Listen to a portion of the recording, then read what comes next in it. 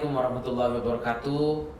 Senang sekali saya kedatangan tuan rumah. Jadi sebenarnya tuan rumahnya itu Bang Sukri ya. Saya ditugaskan untuk belajar tentang kode etik jurnalistik yang nanti akan saya sampaikan kepada teman-teman sesama wartawan, Bang. Abang sebagai seorang wartawan yang puluhan tahun sebenarnya, Bang Sukri ini puluhan tahun sudah berpengalaman di bidang jurnalistik. Sekarang sudah memiliki beberapa perusahaan media dan menangani beberapa wartawan dan mendidiknya sendiri ya Bang ya. Nah, dalam perkembangan nih Bang profesi wartawan, bagaimana nih Bang sebenarnya? Masih prospek nggak sih jadi wartawan ini? Ya, kalau bicara prospek kan wartawan ini profesi. Profesi Ya, jadi bukan pekerjaan sampingan ya? bukan profesi.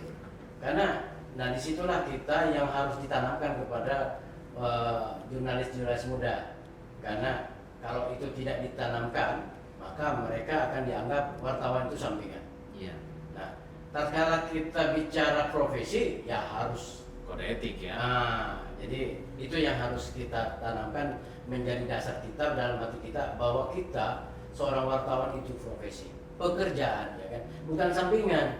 Nah, ini yang harus dipahami. Nah, yang kedua, kita selama ini menjadi wartawan tentunya juga ya seluk-beluk seorang jurnalis bagaimana menghadapi bermacam-macam risiko, Ada ancaman, ancaman dan semacamnya. Pernah nggak sih Bang diancam gitu? Ya, ancamannya ada.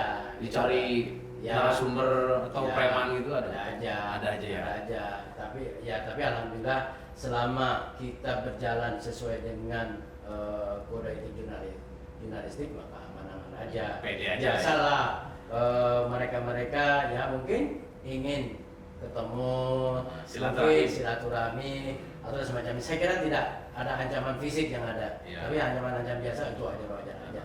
Selama kita menjaga tadi, artinya wartawan itu benar-benar menjalankan sesuai dengan profesi mereka. Jadi yang harus memang ditanamkan, jangan sampai nanti kita itu tadi kalau seorang wartawan mengancam juga, balik ancam gitu ya kan? Ya banyak saya wartawan balik ancam ya. Ancam banyak ada. Nah itu yang sempat ada yang dipukul nggak Pak? Ya ada aja juga ya. Karena itu tidak sesuai kode etik. Kalau mereka ya ada kadang-kadang ya oknum tapi ya. Kita bicara oknum. Jadi ada oknum yang memang menggunakan kekerasan. ID card ya. ID card bahwa wartawan ini sungguhnya tidak seperti itu. Kita sungguhnya sama-sama menghargai bahwa kita ini profesi. Jadi semua alhamdulillah setiap kita liputan aman-aman aja. Bahkan saya liputannya ya hampir 20 tahun itu di kriminal ya. Iya. Kadang-kadang jam 2 jam 3 masih di tempat-tempat hiburan malam. Jadi kompleks dengan bermacam-macam tipe orang. Tapi alhamdulillah karena kita juga baik dan kerja dan tidak terpengaruh hal yang negatif, alhamdulillah semuanya berjalan lancar dan tidak ada masalah-masalah yang berat. Kalau misalnya Bang ada narasumber yang merasa dirugikan terus terlanjur mengkriminalisasi wartawan, diapain nih bagusnya Bang? Ya semuanya gini, kita kan ada hal-hal yang harus dilakukan. Pertama, kalau dikriminalisasi dan semacamnya, diancam dan semacamnya sampai mereka fisik, ya kita undang-undang pidana dong. Ya. Kita lari ke pidana, tidak lagi bicara redaksi lagi. Jadi nanti bicaranya ke pidana. Apakah nanti dilanjut atau tidak? Karena banyak hal-hal seperti teman-teman saya dulu sampai. Tapi ya tergantung nanti. Karena kadang-kadang kita yang menjadi persoalan kita pertemanan dengan narasumber. Iya. Gitu. Makanya artinya kita nggak bekerja sampai di sini. Gitu.